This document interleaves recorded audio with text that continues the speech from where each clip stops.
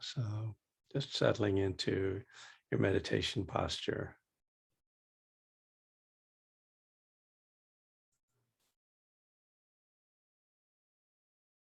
You can close your eyes or just lower your gaze.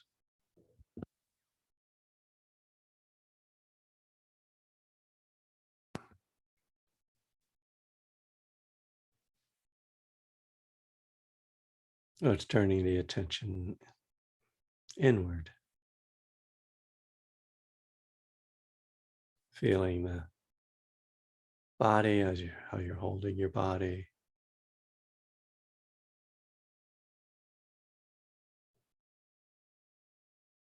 and being aware as well of your surroundings, of any sounds, the space you're in.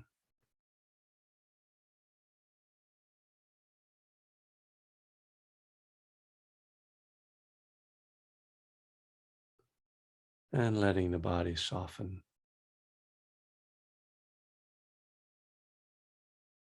Just a sense of ease and settling.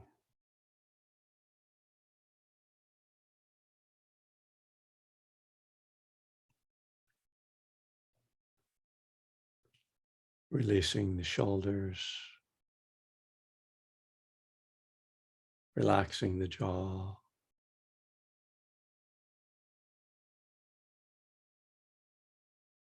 softening the belly so that you can breathe fully, breathing deeply into the belly.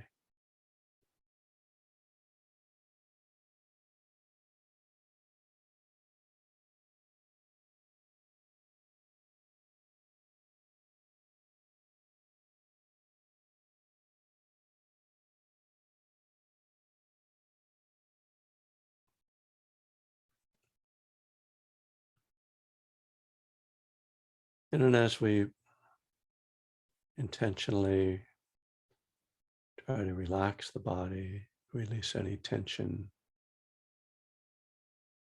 also notice any areas where that tension is kind of stuck, doesn't release so easily. If there are any of those areas or points of sensation.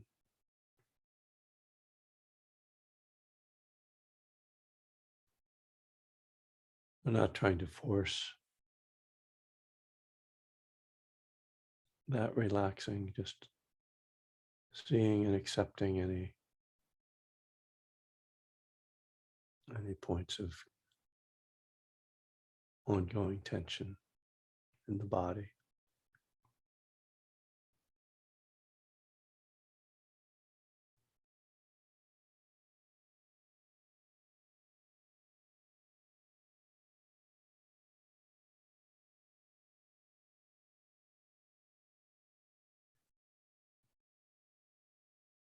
Sitting quite still, just the movement of breath.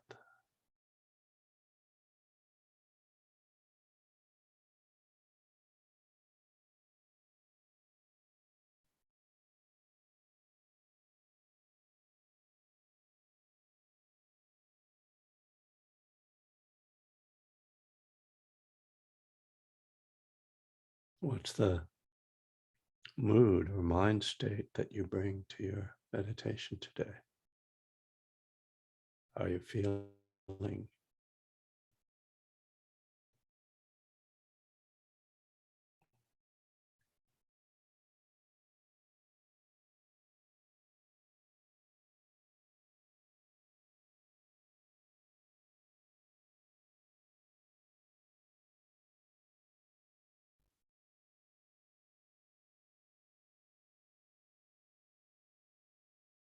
Now, in all these explorations of sensations and sounds and mood, it's also clear that none of these things are stable. None of them are solid. Sensations in the body are constantly changing. Sounds are changing. Mind states and moods are in a flow, nothing solid.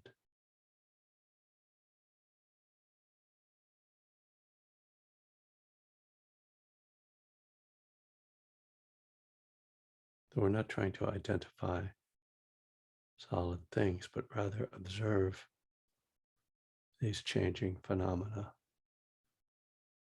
in an easeful, just open way, just allowing.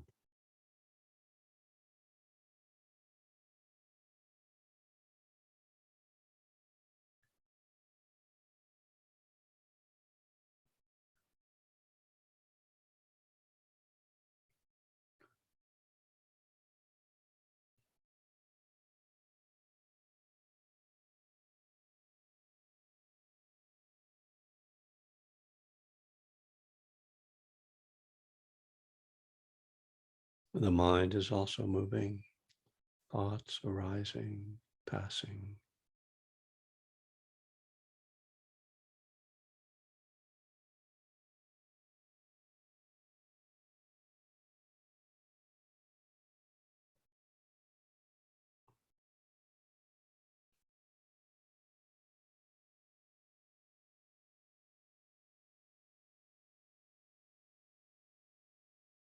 The unique thing about thoughts is that they tend to capture all our attention.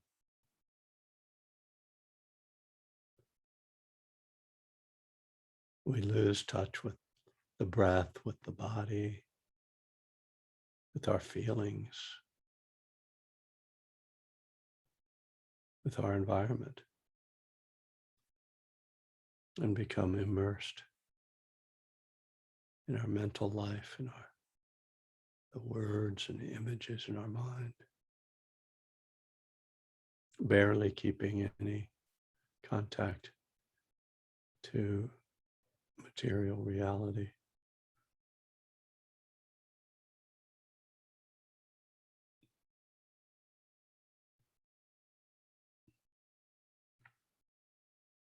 And so for that reason, when we notice that we are immersed in thought, we step back out.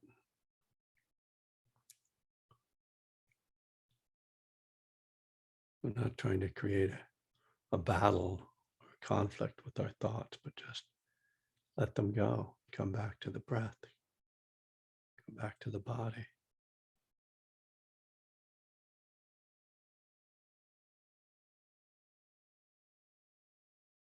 The breath gives us a very simple and specific point of sensation to focus on. The touch of air at the nostrils, or the movement of the belly rising and falling.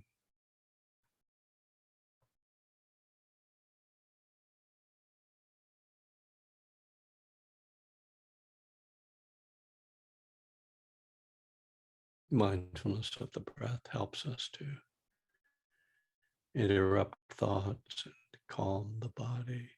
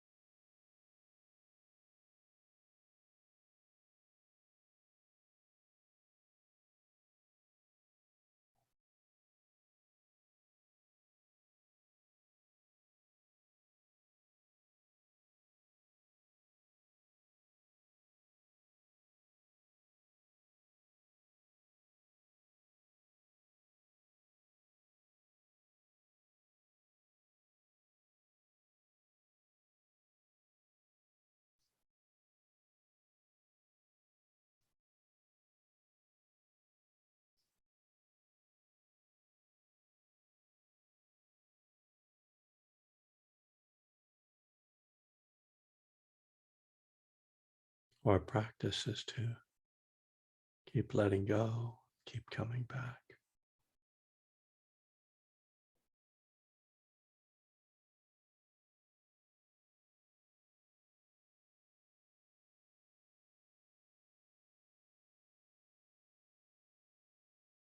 Can you become interested in the breath? Interested in the present moment?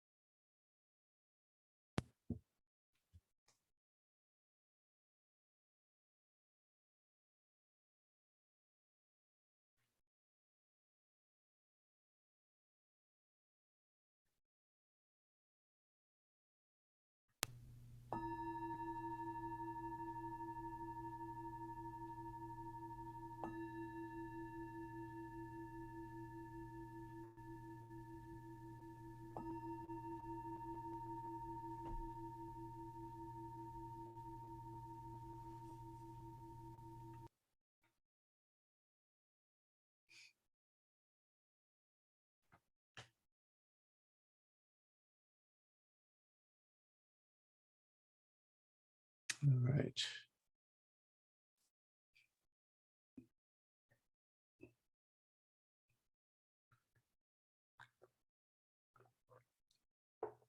Well, good morning again.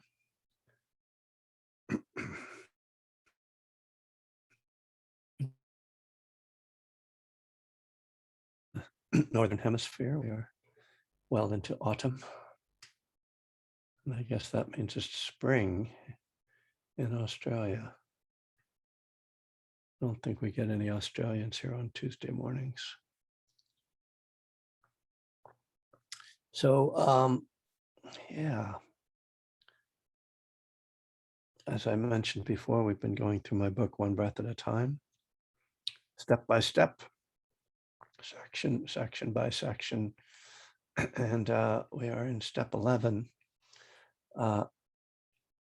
which says we sought through prayer and meditation to improve our conscious contact with God as we understood him, praying only for knowledge of his will for us and the power to carry that out. There's a lot going on. Maybe a little ironic that the step that's about meditation is the one that has the most words in it. Not sure if that's an accident or not. But so the topic I've gotten to is the topic of God's will, and it's a section in the book called "Whose Will?" ?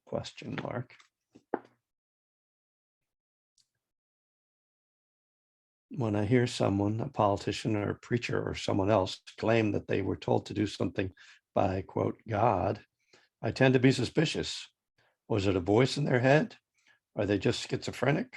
Or did God single them out specially to hear his message and not the rest of us?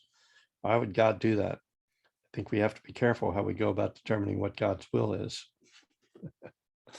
That's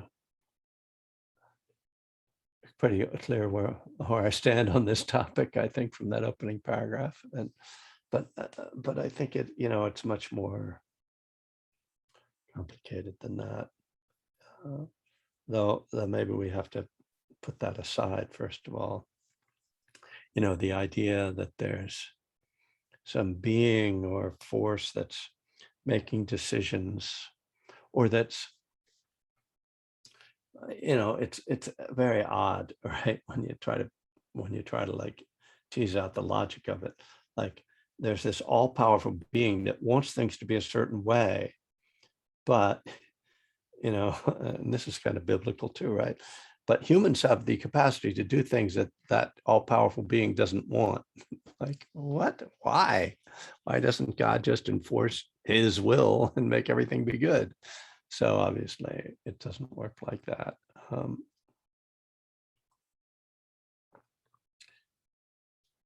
But what I think this is about is, how do we figure out what to do in any moment? We have that saying in AA anyway, that to do the next right thing, and that's sounds easy. Okay, but it's not always apparent, right?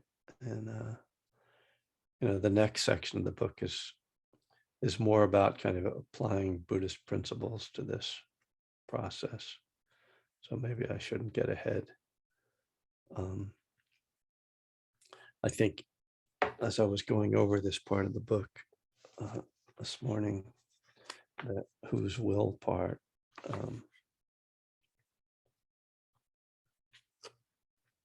it's partly about sort of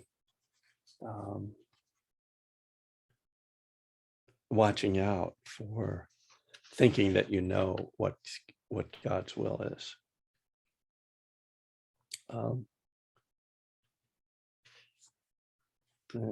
And I talk a little bit about being, before I got sober and when I was in this kind of spiritual crisis where I took up with this homeless guru who told me that he had all the answers. And I guess I was confused enough in my life to to believe him. And he had like these bizarre ways of like figuring out what you should do, make decisions, what God's will was, what the energy was telling you to do. And, they were just superstitious or magical thinking. And I think a lot of the time, we make decisions because we don't like indecision. That, but not knowing what to do, we'd rather do something than not know what to do, or to wait and not know what's going to happen. So we see like a lot of decision making comes out of craving for the end of indecision, craving for an answer, for craving for resolution.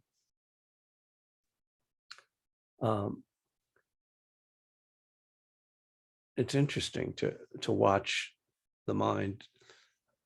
Is something that I've noticed on retreat, how the desire to know something is very powerful. Because we usually kind of connect desire in the Buddha talks a lot about sensual desire, or wanting to have certain feelings, but I don't think he really addresses the idea that we want to have answers. Although clearly in the Buddhist time, people came up with all kinds of answers for why the world was the way it was. And he spends a fair amount of time discrediting a lot of the sort of cosmology of the era. But as practitioners, as mindfulness practitioners, I think it's incumbent upon us to watch that tendency, that discomfort with not knowing what to do, not knowing what's going to happen, not understanding how something works, and sort of the urgency that creates, that then at times makes us make decisions and sort of pushes us into making decisions before we really need to, because we're just uncomfortable with not knowing, with not having an answer, with not having something resolved. So I think being able to sit with that lack of resolution is a really good practice. And indeed, it's something that I've gotten into the habit of for myself, but also when people come to me with an issue, like they have to make a decision about something and they want my help in deciding, the first thing I ask them is, when do you need to make that decision? When is it necessary that you have that answer? And it usually turns out that they don't have to make a decision right away, but they feel an urgency to do it. And so I said, well, wait before you make the decision, if you don't have to make it right now, and see if other information comes or some clarity comes. And very often decisions are made for us in a way, or some real clarity. It's like, oh, right, okay, that's the better choice. And if I hadn't known that before I made the decision, I might have made the wrong decision. I was making a fairly big decision recently, and it was very much this sort of thing where I didn't have to have an answer right away, but I felt this intense, need to like do something. And it was, my choices were basically engage or disengage in this situation, but I didn't have to make the decision right away. And so I waited. And the other thing that happens when you wait and when you let go of the emotional urgency is that other perspectives arise. You know, I remember reading this story about uh, John Kennedy Jr.'s. I don't know if it was about him, but it was about panic, and it was talking about how he probably crashed his plane, and that when people panic, they their choices narrow down to one thing. They're in a situation, you know, of danger, typically something very intense, and they stop seeing the choices. And so you're in a plane, a single engine plane, and something goes wrong with the plane, and you panic and you start to think what you have to do is this one thing, but you're not seeing that over there, if you were looking out of the corner of your eye, that there's a light blinking there, that if you just flip that switch, you'd be okay. Or the better example is the cases where a fire starts in a building and people don't, and everybody rushes towards one exit, even though there's two or three other exits they could use, and they get caught, you know, crushed in the exit because they're panicking. So the mind, so, you know, outside of panic, when there is anxiety or fear, what happens is that the mind becomes contracted, and our capacity to see the choices that are there gets limited and cut back. So when we are able to say, wow, I need to make a decision, but we're able to, like, let me just take a walk, you know, let me just breathe, let me meditate, let me call my sponsor, you know, let me do something else that calms me, then, you know, these other options arise. We start to see the other choices we have. You know, again, in anxiety or in that pressure, it always seems as though this is what I have to do. I think we've all felt that. I know I've felt this many times in my life, this compulsion that I had to do a certain thing. And and then discovering, like, oh, I really didn't need to do that. And I mean, now as I'm talking, I'm thinking, of course, about the one thing that we felt we had to do, which was drink or use, or, you know, whatever, act on our addiction. And that has it's a very similar experience of this lack of possibilities. And, you know, there's another cliche in the 12-step world: we have choices today, which is, again, saying, like, oh, it used to be that I felt that I had no choice, that I had to do this. And, you know, so the question of God's will, you know, well, it's God's will that I drink because can't think of anything else to do. And of course, it's not. And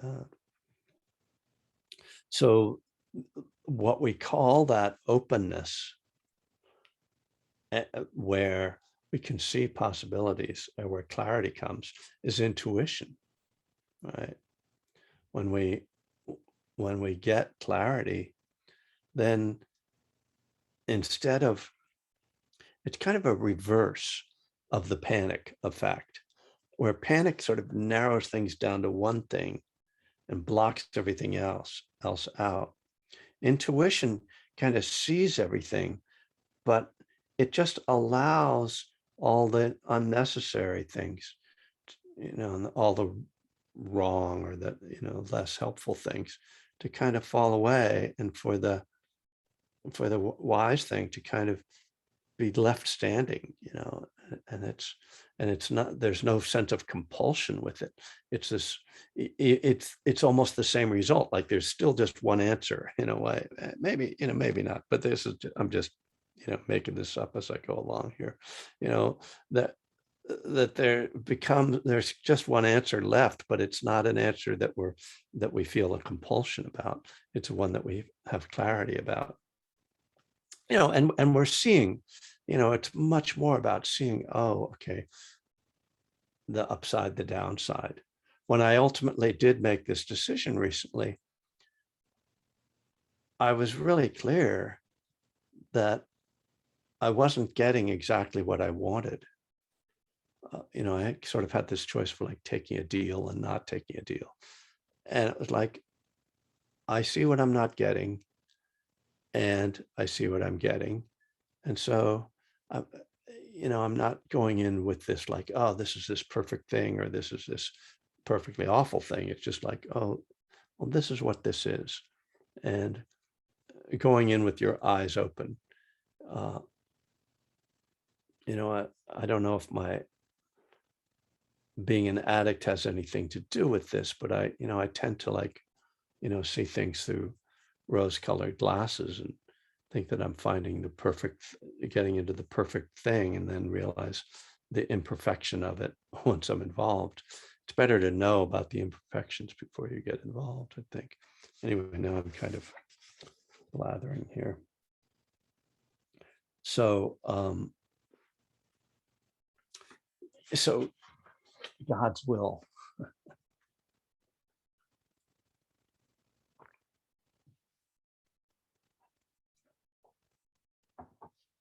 Maybe I can say a little bit more.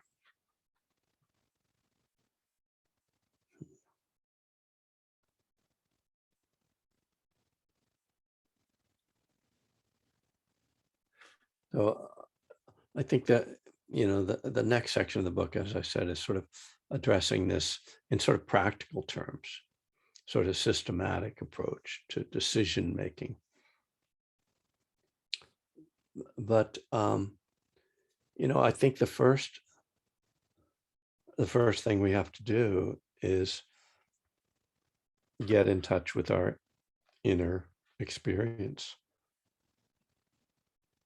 And I mean, I guess I'm just going to say the same things I just said, but maybe in a slightly different way. That before we make a decision, before we try to figure out I don't even want to keep using this term, God's will. What's the next wise thing to do? When we turn inwardly, we can feel whether there is clarity or whether there isn't clarity. So having that mindfulness, first of all, is really important, right? And when we feel that there isn't clarity, that's a time when we need to wait, right? And it's just that's like the very first kind of essence of this. If we know that we aren't clear, we need to wait, and very often ask, ask wise people, as the Buddha would say, you know. And then we have these tools for developing calm, which then are meant to develop wisdom. And so when we practice and cultivate calm, then we are preparing ourselves to make wise decisions. Well, I think that's enough. I guess the next thought that comes to mind is, and we always know that we might be wrong. And so what do we do about that? Maybe that's another discussion. So I'm interested actually to hear, maybe people just want to say things, but, particularly interested in hearing if people have their own sort of methodology for figuring out, God's will or what they need to do or decision making. Because I have one friend, Tom Catton, who's sort of a well-known recovery person. He gets up in the morning. He lives in Hawaii. Darn him. And he gets up at like 3:00 in the morning and meditates and like listens for God's will, and then makes his decisions based on what he hears in his meditation. I'm always like, Tom, what does that mean? How do you do that? That doesn't, all I hear is a noise in my head, it's at 3:00 in the morning. anyway, so I know some people really have this sense of very deep intuition and deep connection to something they think of as God's will. But just interested to hear any thoughts or comments on that. Oh, Julia, hi. Hi, everyone. My name is Julia. Kevin, thank you for a really beautiful, I don't even know what to call it. Yes. Um, yeah, God's will. In early sobriety, I did some really bizarre things, the guise of God's will. And I still, yeah, that one still just baffles me. But I think what I heard a lot, what I was reminded a lot during your talk was pause, the Yeah. sacred pause, and that, not taking, one of the things I learned from someone along the way was we don't take, with respect to making decisions and having a process for that, I can't take the cake out of the oven until it's ready. And again, it's like Yeah. what I think of. And the best way I make sense of it all with, God's will, my will, having choices in recovery, um, is is always being reminded to pause. And it's synonymous with what you were saying about if I'm triggered, if I'm in fight or flight response, I will definitely make decisions that I wouldn't make if I'm, uh, you know, at peace. Yeah. There is definitely, when I'm sort of in that frontal lobe rational mindset of decision making, I couldn't get my volume to work on a Zoom call a couple of weeks ago, and the heightened state I went into, I must have I started clicking all these buttons. I made the issue, not only I didn't fix it, I enhanced the issue by so many degrees that eventually when I went in to go fix the glitch, I had to completely reset my computer to its Wow. original manufacturing. I don't know what the heck I did. That was me in a heightened state. Like Mm. that's me. So yeah, this idea of, and I remember I had a sponsor in Al-Anon that always used to say, if it's urgent, it's not important. And for 2 years, any urgent matter that I call her with, she would say, okay, I hear you. Let's pause for 24 hours. And in 24 hours, we'll revisit this. And then we may choose to pause for another 24 hours. She did that practice with me so much, would start forgetting about things. I would literally forget, like a month would go by and she'd be like, oh yeah, I guess that problem just resolved itself. Um, so it was so good to be reminded of all this. And the way I choose to approach it is like God's will for me is getting back to that place of equanimity and quietude. Mm.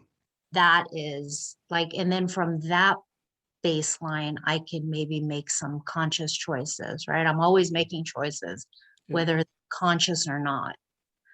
And then that clarity you talked about, ooh, that's a good one. And I'm working on that one. More will be to be continued. Well, it comes and goes. Let's just say, Thank you, Julia. That's great. And pause. I think we can all take that with us this morning. The best. Gail, hi. Hi, good morning, everyone. And thanks for your talk. You hit a word that just buzzed with me. And when you said wise action, it was like, yeah, I get that. This may be kind of trite, but my issue with God's will has always been, is that I was taught as a child that God was all powerful. Mm-hmm. And if God's all powerful and God has a will, yeah, and I have a will, how could my will not be God's will? Huh. How could I go against something that's so much more power, that's all powerful? So that's really kind of trite. And that's where I just kind of like set it aside and put it into one more of those categories of how can I reinterpret the big book in ways that make sense to me? Yeah, yeah, So, exactly. so I got sidetracked with the phone call. So the buzzword that I've been using lately in my practice is what's harmonious. Mm, I really found that this idea of harmony in Buddhism, which is, I think you describe it as sort of the source of the ethics, as opposed to a punishing type approach. right.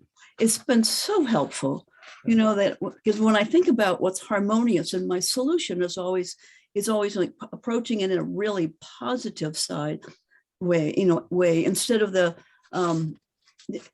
punishing type way that I was grown up, where it's you back off instead of moving smoothly forward.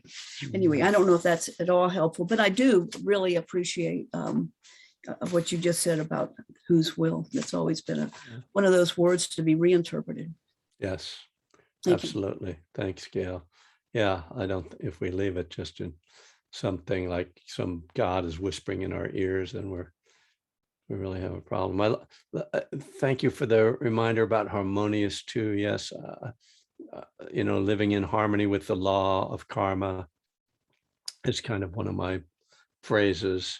And I was actually writing about the sutta where the Buddha talks about tuning a lute for right effort. Don't tune it too tight, don't tune it too loose. And that's a nice, to think, oh, get your lute in tune and have it be, for if you're going to harmonize, you have to be in tune. So thank you. Deborah. Oh, look at all these hands up today. That's nice. Yeah, go tune your lute. Yes. Sorry, I've been laughing through the whole Dharma talk. Good. One thing that I find ironic is that non-clarity or confusion, that is part of God's will. And so I have the opportunity to seek harmony, to seek equanimity, wait 24 hours, wait 3 days. And I find that if I can take the calming tools and do it, my decision is made intuitively. And I love that. So thank you for the laughs. I enjoyed myself. Good. Thank you. Thanks for that. Bob E. from New Mexico. I'm not going to try to say the name of the town. Hi, Kevin. Hi. Glad to be here. Thank you for the talk. It's good to reconnect. Good to reconnect from Boston days. We moved out here in 2015, and after some, decision making that we had to make, and I just celebrated 20 years of sobriety, and I feel good. And then at the same time, my decision making, I question sometimes. And like just a quick example, I've been writing songs for the last few years, and I've met some people in New Mexico, and done some workshops with some people who are far better than I. But music is my passion, and I had these 10 songs, and I'm going, well, it's time to make another CD. And I'm not financially in a position to do that, but I'm doing it anyway. What happens is, to me, in decision making, is that I watch for things like, and I know this may be trite, but when my work, I still work in architectural production, but when I made the decision to do this, I got all this other work. where I'm able to afford Mhm. to do the album. Right. And I kind of sat and waited, for a while and just waited, yeah, and to see what would happen. But when those things happen, maybe a little trite, money seems to always be the answer, quote. And I don't really like that, but it is helping me make my decision. Yeah. When things go in a positive direction to complete something that I have a passion for. I could be way off. No, And like you said, I loved what you said. We could be wrong too, right. but and I'm okay with that today. And that's change for me. I'm okay with being wrong. There's a famous quote that I don't know exactly, but I think it's one of the, not maybe from Sir Edmund Hillary or one of the people who first climbed Mount Everest, saying something like, once you make it a really clear decision about moving towards something, all the resources kind of show up to support you. And I have had that experience as well, like stepping into something that was a risk. And it is, I think it's very important to kind of check what's going on internally, if this is a grasping or if it really feels like an inspiration, like, right, like you're really, like there's this great passion that you're expressing, and so things kind of come together. And yeah, we might make the wrong decision, or it might not work out, but yeah, there is something to be said for taking risks too, about things that are important to us. So good luck. That sounds really great. Thank you. As a musician myself, as you probably know, I do. I've We talked enjoyed. about this in 2004 and 2005. I remember we had a conversation. Oh, about really? this. Okay, I know you. I heard you say that about. Yeah. Okay. We connected back in Boston, and we were living on the Cape. Oh, right. Okay. Must have been 17 years ago. But anyway, Right. I thank you so much, and it was great to have found you, and Good. definitely be back. All right, Bob. Nice to see you. Good to Thanks. see you. Thanks, everybody. Jim Mick, the man with two first names. It's been the story of my life, Kevin. Yes. There are so many people in the world who thinks my first name is Mick. Right. So I've just dealt with that.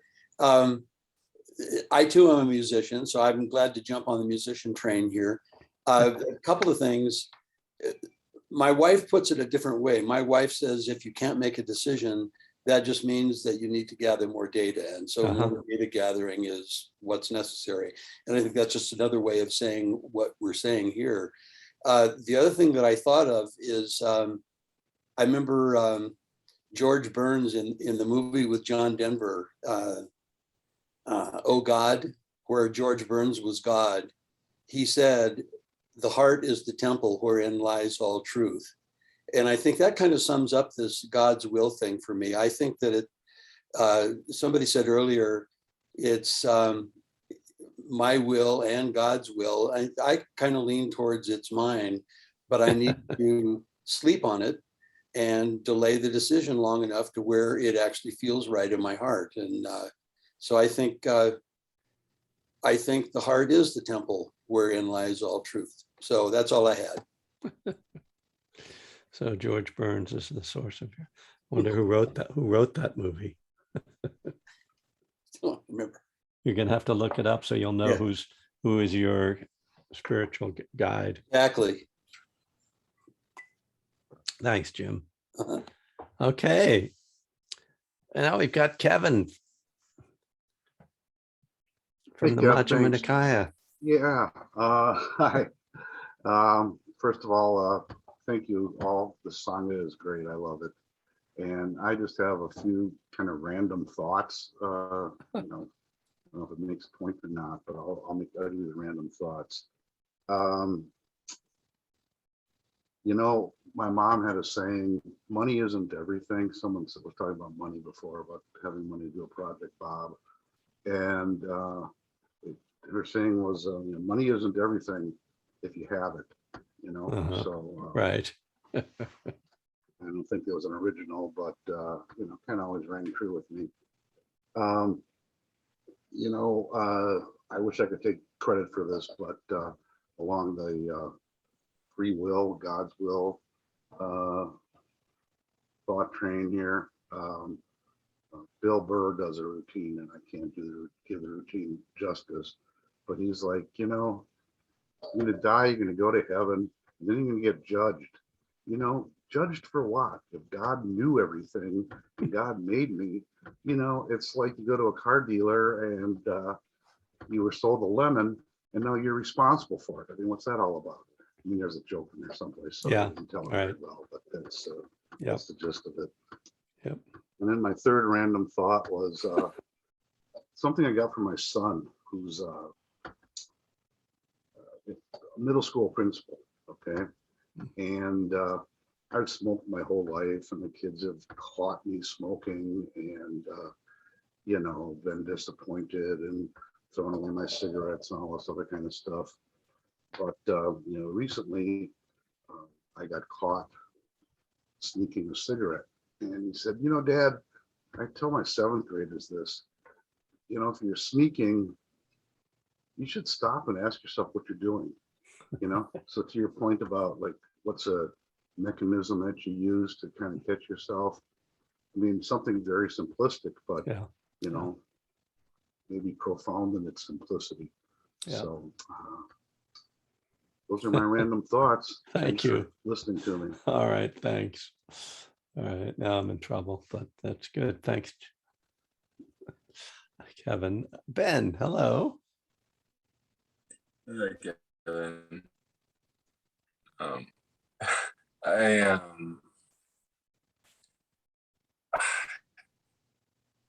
going to think that there's this whole planetary thing. Someone mentioned Mercury in retrograde in the chat. Over the years, and before I'd have thought this was complete rubbish, but over the years I'd noticed this amazing synchronicity that's going on. This amount of parallels going on in people's lives all across the world. When you started to mention this, I was like, this is exactly what's going on in my life. This all sorts of indecision, confusion, and waiting for the clouds to part, etc. There's something to it, I sense. In terms of how I come to making decisions when I'm confused. Well, I think, in all honesty, I think a lot of the time when I'm in a confused state, I am not at my best. And when I'm not at my best, I don't make very clear decisions, i.e. to go and do the things that are actually good for me. So I'll, and go and be a bit mindless with technology or whatever, or try to make decisions and that kind of thing. But when I'm at my best, I would, of course, go and do things you suggest, go walk, meditate, etc. And I wanted to stick my hand up just to make a little mini commitment to the rest of you. Tomorrow I have a nice free day, and one thing I could do with that is go around in circles in my head trying to make decisions based on limited evidence. But instead I will take myself for a little walk and go and do a little extra meditation, those sort of things. Thank you very much. All right. Thanks, Ben. Nice to see you. Okay, Betty, I think you'll be our last person today if we've run past the ordinary. Sorry, I wasn't unmuted, and I am now. Hello, It's Kevin, okay. and Hi. everyone else. This is my first time to attend the Sangha. Oh, So I'm a little bit excited and glad to be here, and glad to look at a different set of faces that still resonate with me, in the sense that my sort of home meditation group resonates with me. I'm with them 4 days a week, and so this is another opportunity to be with a group of people who carry both lines of the AA tradition and Buddhism. And I was struck with that question about the whose will. And I think we think, when I've been a student of the major, well, a few religions, uh, Christianity and Judaism and Buddhism. And what I was struck with is that in my mind, somehow we have to come to the conclusion that there is one voice. And I don't think there is. The truth is that we can stay open to many different lineages of wisdom and receive messages and intuitions from that. And I think that's very healthy, because I've seen too often how we clamp down on one thing that's supposed to lead us to truth and serenity. And when we do that, we close our hearts off. And if our hearts aren't open, I mean, we talk so much about the mind and how we receive wisdom and a way to make a decision, but it's the heart and the body, that the body is the oldest part of us, is carries the most wisdom. So I think when you talked about tools, then I moved into the idea that I've heard from other teachers, that the sensation. Yeah. If we get ourselves in a quiet stillness, we have promptings through sensations in the body. Yeah. And sometimes those things are very important because they can lead us to health issues, or they can lead us to parts of the body where it points to a constriction regarding finances. And I guess the harmony I experience is through that listening. Yeah. And that depth that we reach, the depth of our presence, our full presence that we reach in practicing meditation. So I'm always glad to be with a group of people who I think any one of us could identify as a self-seeker. Mhm. I mean, I know that is certainly a path that I've traveled, and I find myself in appreciation of being with the new group of people. And so all those kind words back to you that you've spoken today, and